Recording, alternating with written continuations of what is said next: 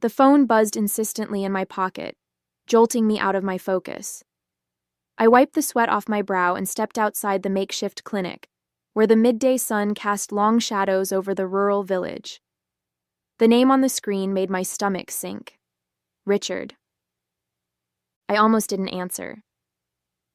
After years of dealing with my stepfather's antics, I knew calls from him rarely brought good news, but curiosity, and maybe a faint hope, got the better of me. "Hello?" I said, keeping my voice neutral. "Catherine." His tone was cheerful, far too cheerful. "Just thought you'd want to know. I've sold the mountain cabin."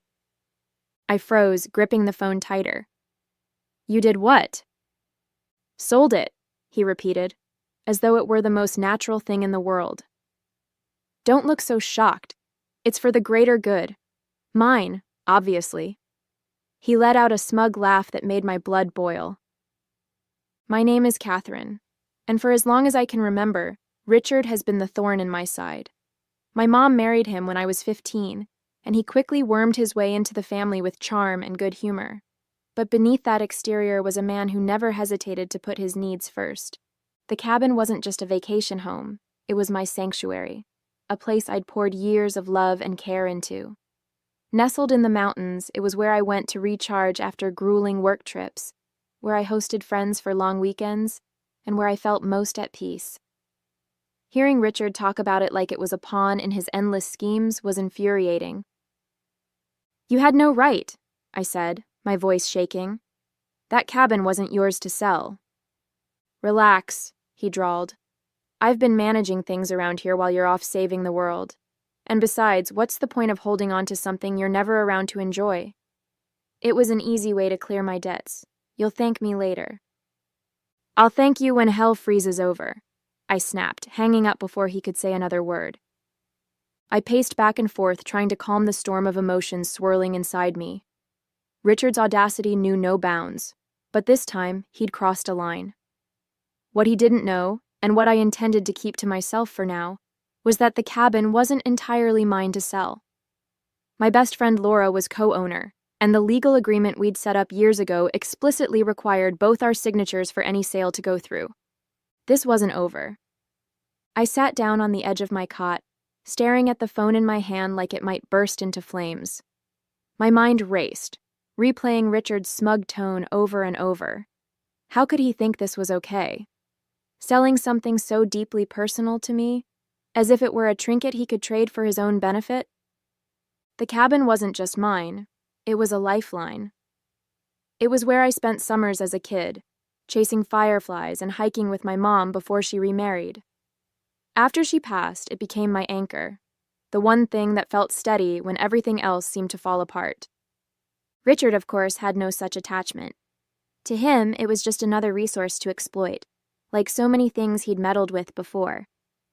But this wasn't some small favor or inconvenience. This was my home. I tapped on Laura's name in my contacts and waited for her to pick up. "Hey, Kathy, what's up?" she said cheerfully when she answered. "Richard sold the cabin," I blurted out, unable to keep the anger from my voice. There was a long pause on her end. "He what?" "Apparently he needed the money to pay off some gambling debts," I said bitterly. "He thinks he can do whatever he wants, but I know our co-ownership agreement makes that impossible. He doesn't have the authority to sell it without your consent." Laura let out a low whistle. "He really thought he could get away with this. That man has no shame." "None," I agreed. "I'm going to need your help sorting this out. I'll finish my volunteer assignment and head back home as soon as I can. Can you pull up the legal documents in the meantime? I want to be ready to counter this when I get back." "You got it," Laura said, her voice firm. "We'll take care of this together." As I hung up, a strange sense of calm settled over me. Richard thought he'd outsmarted me, that I was too far away to do anything about his betrayal. But he didn't know who he was dealing with. I wasn't the scared teenager who used to let him steamroll me.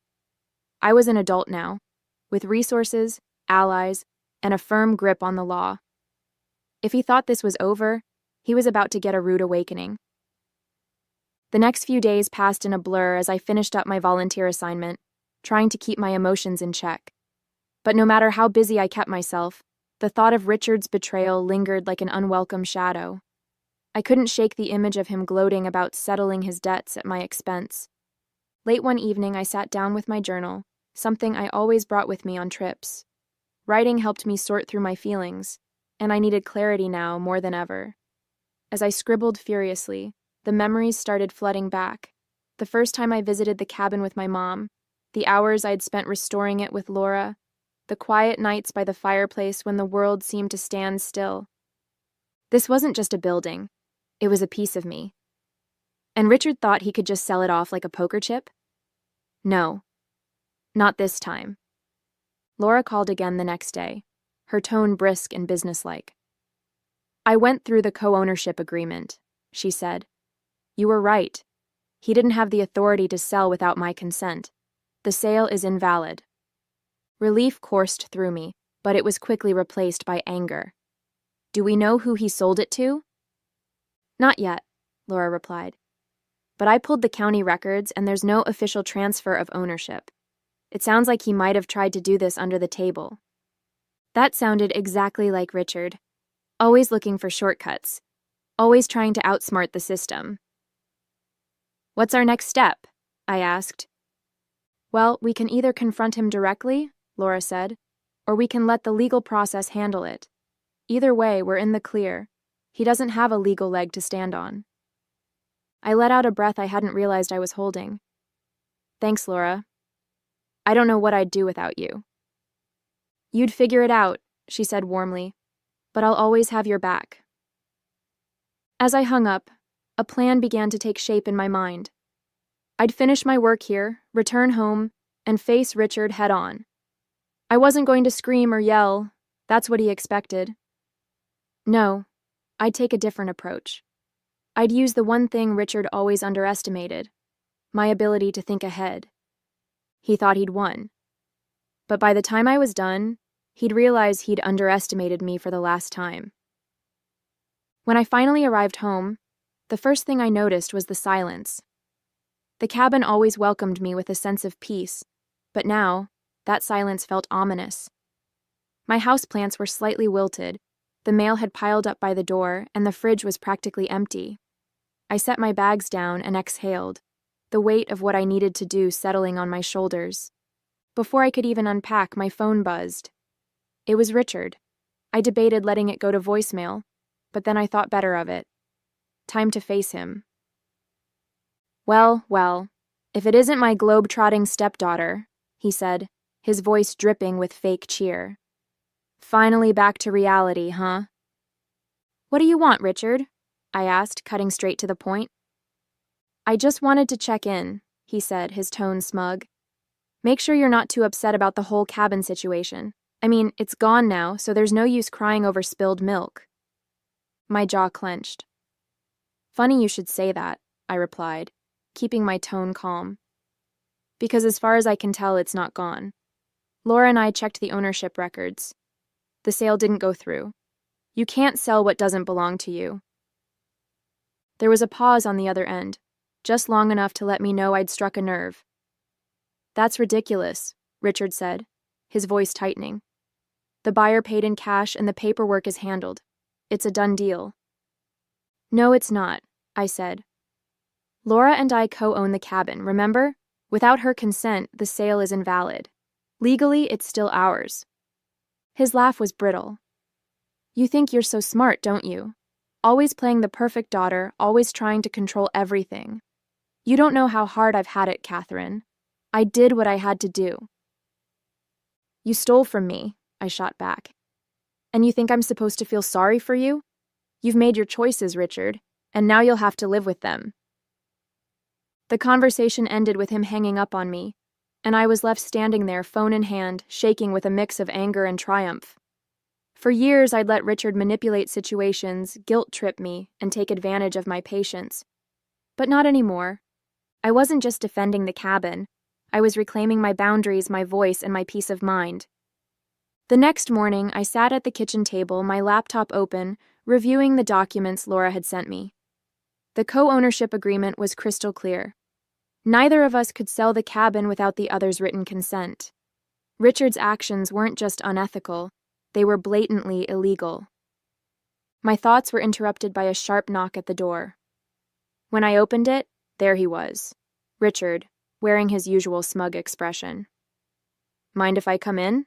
he asked, though he didn't wait for an answer before stepping inside. I folded my arms, watching as he made himself comfortable in one of my chairs. "What do you want, Richard?" "Look, Catherine," he started, his tone dripping with condescension. "I know you're upset, but you have to understand my position. I was desperate.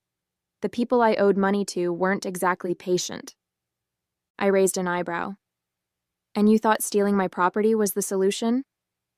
"Borrowing," he corrected, as though that made it better. "I was going to make it back. Once my luck turned around, I would have paid you back every penny." I couldn't help but laugh bitterly. "Your luck? That's what you're betting on? Richard, you've been gambling away money for as long as I've known you, and it's never worked out. Why would this time be any different?" He shifted uncomfortably, but his bravado quickly returned. "You're overreacting. It's just a cabin. You're not even here most of the time. Why not let someone else make use of it?" "Because it's mine," I snapped. "Because it's my home. You don't get to decide what I value or what I do with my property. And for the record, Laura values it just as much as I do. Your little sale is invalid, and you know it." His face darkened, and for a moment, I saw a flicker of something like fear. "You wouldn't really go to the authorities, would you? You wouldn't ruin your own stepfather like that." I leaned forward, meeting his gaze. "Try me." For the first time, Richard didn't have a snappy retort. He stood up, muttering something under his breath, and stormed out, slamming the door behind him. I sank back into my chair, my heart pounding. The confrontation had left me shaken, but I also felt a spark of satisfaction. Richard was starting to realize that his usual tactics wouldn't work on me anymore. This wasn't just about the cabin. It was about standing up to someone who had taken advantage of me for far too long. After Richard's dramatic exit, I called Laura to update her. "He showed up at my house," I said, pacing the living room. "Tried to spin some sob story about how he'd borrowed the cabin to settle his debts." Laura snorted on the other end of the line. "Borrowed? Does he even hear himself? What did you say?" "I told him the sale was invalid, and if he pushed me, I'd go to the authorities," I replied. That seemed to shake him a little, but knowing Richard, he's probably already scheming his next move. "Well, let him scheme," Laura said firmly. "We've got the law on our side. I've contacted a lawyer to help us draft a formal cease and desist letter. If he tries to involve the buyer again, we'll have a legal paper trail ready to shut it down." I nodded, her words grounding me. "Thanks, Laura. I don't know what I'd do without you." "You'd figure it out," she said. "But we're in this together." Over the next few days, I focused on gathering all the evidence I could. I documented the co-ownership agreement, collected screenshots of text messages Richard had sent about the sale, and even tracked down the real estate agent who had been involved. When I contacted the agent, her voice was tense. "Look, I didn't know the full situation," she said quickly. "Richard told me he had permission to sell. If I'd known the cabin had a co-owner, I never would have touched the deal." "Well, now you do," I said, keeping my tone even. "I'm not trying to drag you into this, but I need your cooperation.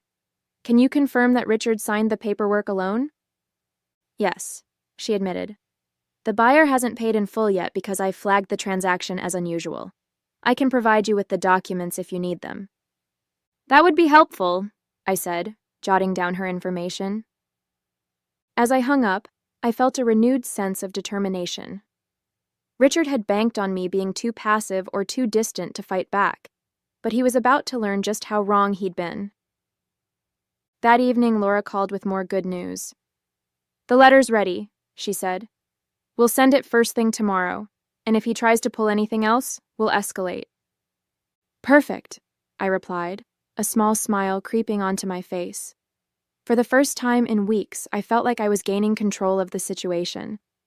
Richard thought he could steamroll me, but he was about to find out that I wasn't so easily defeated.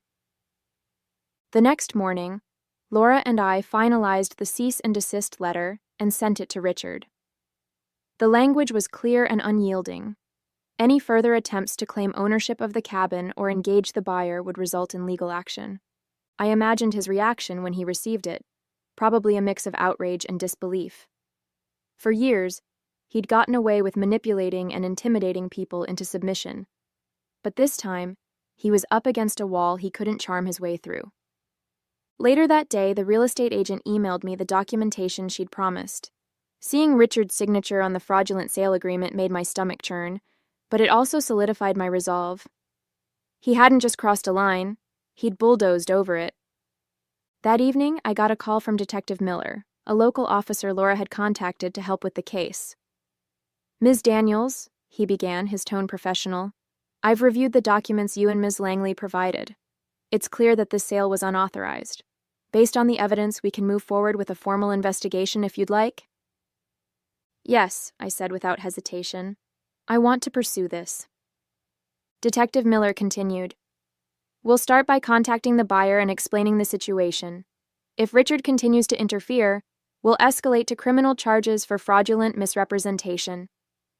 "Thank you, Detective," I said. "Please let me know if you need anything else from me." As I hung up, I felt a mix of relief and anticipation. The wheels were in motion now, and there was no turning back. The next day, Richard called. His voice was laced with anger, but there was an edge of desperation beneath it. "Do you have any idea what you've done, Catherine?" he demanded.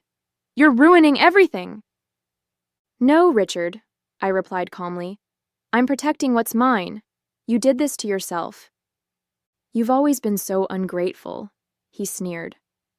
"I stepped in when your mom couldn't handle things, and this is how you repay me?" I couldn't help but laugh bitterly. "You didn't step in, Richard. You took over. You manipulated, lied, and used people to get what you wanted, and now you're paying the price." He started to argue, but I cut him off. "This conversation is over. If you have anything else to say, take it up with my lawyer." I hung up and leaned back in my chair, my heart racing. Richard's days of pushing me around were over, and I was finally in control. 2 days later, Detective Miller called me with an update. "Ms. Daniels, we've spoken with the buyer, and they've agreed to halt the transaction. They were unaware of the co-ownership agreement and are willing to cooperate with any further investigation." Relief flooded through me. "That's great news. Does this mean the sale is officially void?" "Yes," he confirmed. "The cabin remains under your and Ms. Langley's ownership. However, we'll need to keep the case open to address your stepfather's fraudulent actions. Do you wish to press charges?" I hesitated for only a moment. "Yes," I said firmly. "I want him held accountable." "Understood," Detective Miller said. "We'll proceed accordingly. Thank you for your cooperation." After the call, I let out a deep breath. For the first time in weeks, I felt a sense of calm returning. The cabin was safe, and Richard's schemes were unraveling. Later that afternoon, I called Laura to share the news. "The sale is officially void," I told her. "The buyer's backing out, and the cabin is ours again." "That's a huge win," Laura said, her excitement evident. "But what about Richard?" "The police are moving forward with their investigation," I explained. "He's not getting away with this." "Good," she said. "It's about time someone stood up to him." Her words stuck with me long after we hung up. For years, I'd let Richard get away with so much. His manipulations, his entitlement, his complete disregard for boundaries. But this time, I'd fought back, and it felt like a turning point not just for this situation, but for how I approached everything in my life. That evening, I went to the cabin for the first time since coming home. Stepping inside, I felt an overwhelming wave of emotion. The smell of the wood panels, the familiar creak of the floorboards. It all reminded me of why this place meant so much to me. I sat by the fireplace, letting the quiet of the mountains wash over me. This was my haven, the place where I'd built memories, celebrated milestones, and found peace in the chaos of life. And it was still mine. No thanks to Richard. For the first time, I let myself smile. I wasn't just reclaiming a property, I was reclaiming a part of myself. A week later, Detective Miller called with the final update. Ms. Daniels, I wanted to let you know that your stepfather has been formally charged with fraudulent misrepresentation and attempted theft of property. He'll be required to appear in court, and based on the evidence we've gathered, the case against him is strong. Hearing those words brought a mix of emotions: relief, vindication, and even a touch of sadness. Thank you for everything, Detective, I said sincerely. You handled this situation with a lot of strength, he replied. It's not easy to stand up to family, but you did the right thing. After the call, I sat quietly for a while, processing the weight of everything that had happened. Richard had been such a constant force in my life for years, albeit a toxic one, and now I was finally free from his manipulations. The next day, Laura and I met at the cabin. She'd brought a bottle of wine to celebrate, and we sat on the porch overlooking the mountains, the crisp air carrying the scent of pine and earth. To us, she said, raising her glass, and to not letting anyone push us around. I clinked my glass against hers, laughing softly. To us. As we talked, I realized how much I'd learned from this ordeal. I'd spent so much of my life avoiding conflict, trying to keep the peace, especially with Richard. But this time, I'd stood my ground, and it felt like a turning point, not just for my relationship with him, but for how I saw myself. You know, Laura said, interrupting my thoughts, this cabin has always been more than just a property. It's a symbol of everything we've built, everything we've worked for. Don't ever let anyone take that from you again. Her words hit home. The cabin wasn't just a house in the mountains. It was a reflection of my independence, my resilience, and my determination to protect what mattered most to me. Later that night, as I sat by the fireplace, I felt a peace I hadn't known in years. Richard's betrayal had tested me in ways I never expected, but it had also shown me how strong I could be. The cabin was safe, my boundaries were firmly in place, and for the first time in a long time, I felt truly in control of my life. In the weeks that followed, life slowly settled into a new rhythm. The cabin, once a battleground for Richard's greed, became my refuge again. Each creak of the floorboards, every rustle of the trees outside, reminded me of what I'd fought to protect. I didn't hear much from Richard after the charges were filed. My mom called once, her voice hesitant. You know how he gets, Catherine, she said, her usual defense of him ringing hollow this time. I do, I replied evenly. And that's why I did what I had to do. She didn't argue. For the first time, there was no attempt to guilt me, no desperate plea for reconciliation. Just a quiet sigh before she said, I hope you find peace. I already have, I said, and I meant it. Laura and I spent the next few weekends working on small renovations to the cabin. We painted the porch, patched up the roof, and planted a few wildflowers along the edge of the property. With every nail hammered and brushstroke applied, it felt like I was reclaiming more than just the space. I was reclaiming myself. One evening, as we sat on the porch watching the sunset, Laura turned to me. So, what's next for you, Kathy? You've taken back the cabin? Stood up to Richard? What's the next big move? I thought about her question for a moment, the answer coming to me with surprising clarity. I'm going to keep doing what I love, I said. Volunteering, traveling, living my life on my terms. But this time, I'm not letting anyone else dictate how I live it. She smiled, raising her glass.